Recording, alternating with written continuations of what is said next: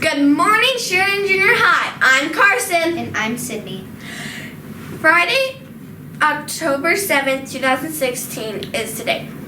And today is a B-Day. Tomorrow's breakfast is Lucky Charm cereal. Today's hot lunch menu is chicken fajitas with french fries, and grab and go is ham and cheese sandwich with carrot sticks, peas, and chilled applesauce and Scooby-Doo bones. Tuesday's lunch is pork tosta, and grab and go menu is turkey and ham sandwich. Remember, there's no school on Monday. It's a teacher's in-service day, so make sure not to come on Monday.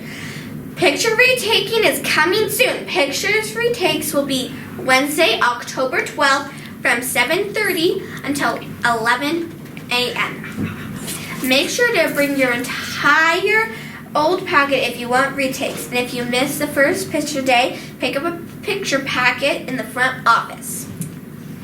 For all 7th and 8th graders who are interested in playing basketball, there will be a registration meeting Tuesday, October 11th during your lunch recess in room 1081. For all 6th, 7th, and 8th graders interested in wrestling this year, there will be a registration meeting on Wednesday, October 12th in room 1081 at 7:55 a.m. with Coach Hamrick. There are new rules for Pokemon cards.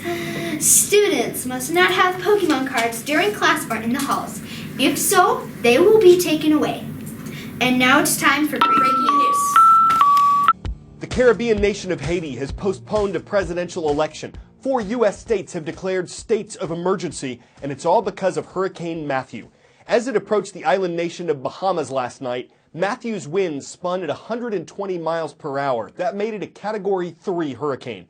But forecasters predicted it would get stronger before reaching the U.S. That could happen tonight. That could be delayed until Saturday. Meteorologists don't know for sure where Matthew was headed, but they had a cone, a potential range to work from.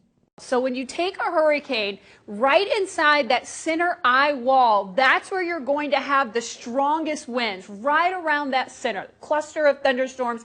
That's where we have the 120 mile per hour winds. Once you fan the storm out, the winds start to get a little bit less and less. With this particular hurricane, the hurricane winds extend about 45 miles from the center, and then tropical storm force winds extend nearly 200 miles from the center. So when you're looking at the track of this, if this storm tracks right down the middle, if it brushes that coast and stays a little bit offshore, you are going to have slightly weaker winds than, say, if this storm pushed on shore. That's when you could have catastrophic 120 mile per hour winds plus onshore with all of the storm surge as well as the very, very heavy rainfall. Best case scenario, it stays to the east side of the cone, stays offshore, and the winds aren't quite as great. You'll still get high surf, beach erosion, but you won't have those strong hurricane force winds. If this storm once again, though, tracks right down the center line,